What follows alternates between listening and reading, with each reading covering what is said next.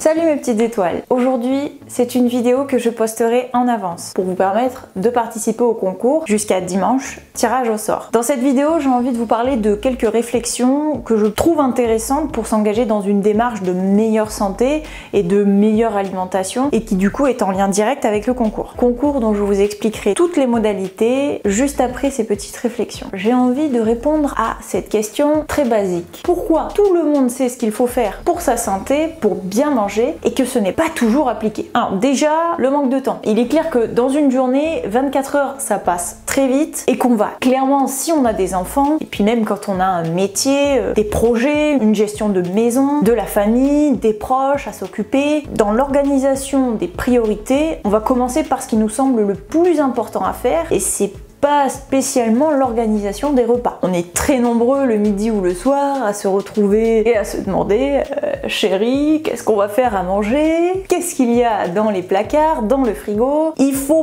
puiser la motivation, les dernières bribes d'énergie de la journée qu'il nous reste pour au final faire des pâtes et un steak. Ensuite, il y a le phénomène d'addiction. Clairement, il faut se l'avouer, l'addiction au sucre existe. On peut être addict au sucre goût sucré ou goût salé, ou les deux. Comme on peut être addict à la malbouffe, à la flemme, aux jeux vidéo, même au sport, etc. Et parfois, il faut un peu d'aide pour trouver le juste milieu entre le plaisir que ça nous apporte et le mal que ça peut nous faire. Autre point, l'éducation. Elle est très importante et quand on a des parents qui mangent beaucoup de féculents, beaucoup de produits transformés, de viande, qui vont consommer peu de légumes, de fruits ou de poissons, il est logique que les enfants suivent les mêmes habitudes et finissent par avoir la même alimentation à l'âge adulte. Donc, quand on remet en question les changements basiques de leur développement, souvent c'est difficile et ça remet en cause tout un système, toute une organisation, leur organisation, je dirais même parfois leur identité. L'avantage, c'est que quand on est accompagné de quelqu'un qui prend en considération notre identité, le climat de confiance permet de changer petit à petit certains fondamentaux. Aussi en consultation, au bout du premier rendez-vous, je sens qu'il y a un côté tout et tout de suite. Il faut que dans la semaine qui suive, dans le mois qui suive, il y ait des résultats tout de suite. On a passé 1h30 en consultation à parler de changement d'habitude, de mise en place de choses compliquées, complexes. Ça prendra du temps. Et bien malgré ça, il faut que ce soit rapide et que le coût des efforts soit équivalent au résultat. Spoiler alert!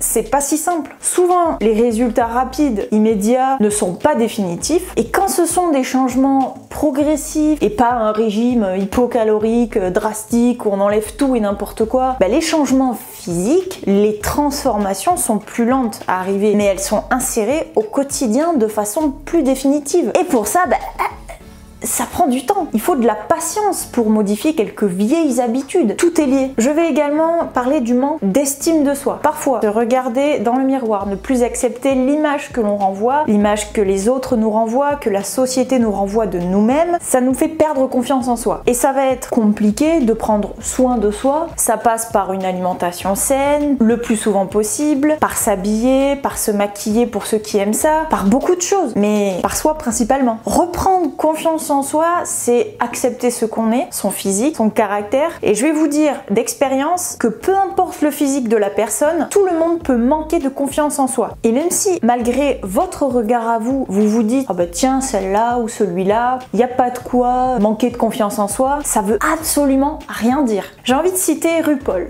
Pour ceux qui connaissent pas, Google est votre ami. RuPaul dit « Si vous ne vous aimez pas vous-même, comment diable allez-vous aimer quelqu'un d'autre ?» Et ensuite, j'aborderai la notion liée à toutes les autres, celle du plaisir. Quand on va engager une démarche de modification de certaines de ses habitudes, on pense constamment que la notion de plaisir va disparaître. Ça y est, adieu mes petits plaisirs, c'est fini, je ne vais plus manger ce que j'adore. C'est pas du tout ça. Changer votre alimentation, c'est trouver du plaisir autrement. C'est-à-dire, quand on va aimer par exemple le chocolat, pour mes patientes qui sont enceintes avec un diabète gestationnel, donc interdit au sucre, à tout ça, les sucres rapides, le chocolat c'est le mal. Alors deux choses, soit elles ne mangent plus du tout de chocolat, et là frustration énorme, tristesse immense, ou elles en mangent parce que qui n'a jamais rêvé de dépasser les interdits? Dans les deux cas, il manque des informations et des solutions d'accompagnement. On peut manger du chocolat quand on le mange au bon moment. Sachez qu'on peut se faire plaisir quand on a une alimentation saine, et c'est pas parce qu'on va faire un écart un jour qu'il faut s'auto-flageller, se punir ou encore faire diminuer son estime de soi. Vous avez le droit de vous faire plaisir. Mangez quelque chose de pas diététique si ça vous fait du bien, mais faites-le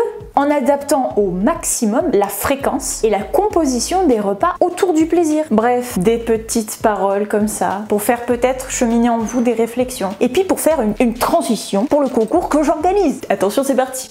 Voilà, j'ai dépassé la barre des 100 abonnés. C'est beaucoup pour moi, je suis très heureuse. Et du coup, j'ai décidé d'offrir à 3 de mes abonnés un suivi diététique complet sur 6 semaines. Ce suivi ne vous coûtera rien, mais il faut également votre participation obligatoire au MyFit Challenge de la Fit Girl Justine Galis. Je vous mets les tarifs et son site d'inscription en barre d'infos et en commentaire. Il y a 2 tarifs, un en solo et un en duo si vous voulez le faire avec un ou une camarade. C'est pas un partenariat, je ne touche aucun argent à vous faire participer au challenge. C'est un challenge que je vais faire et que je vais payer. Je me suis dit que pour vous motiver et activer un changement alimentaire et physique, je pouvais vous faire partager mon expérience de diététicienne. Pour résumer, mon suivi diététique est gratuit, je vous l'offre pour 3 de mes abonnés et vous devez de votre côté indépendamment vous inscrire au MyFit Challenge 5. À partir de là, on va en baver ensemble. Même si vous ne souhaitez pas participer au concours, je vous recommande de le faire. On va se motiver ensemble sur Instagram et sur Facebook. Une petite équipe de personnes bien motivées pour une transformation physique et alimentaire pour 3 abonnés pour avoir de bons résultats et une réelle transformation. C'est un challenge qui va durer 6 semaines à hauteur de 5 séances par semaine à faire en live ou en replay à la maison. C'est de l'activité physique intense. Si vous avez le moindre souci physique, demandez conseil à votre médecin avant de vous lancer, c'est pour vous. Quel que soit votre niveau d'activité physique, que ce soit débutant, intermédiaire ou confirmé, c'est tout à fait adapté. Pour participer au concours, il faut être abonné à ma chaîne YouTube,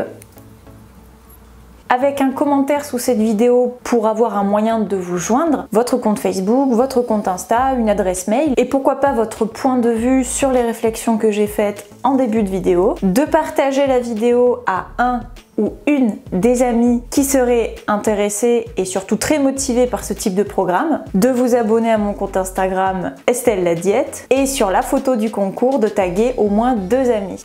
Alors je vous l'ai pas dit mais ça commence lundi 11 janvier, donc lundi prochain. On va souffrir ensemble, garçon ou fille, tout le monde peut y participer. Je partagerai tout sur Instagram, ça va être fun. Je compte sur vous pour votre implication. Si vous y mettez du vôtre, je vais y mettre du mien. Ouais, ça va être bien. Ouais. Sur ce, prenez soin de vous et de vos proches. Salut!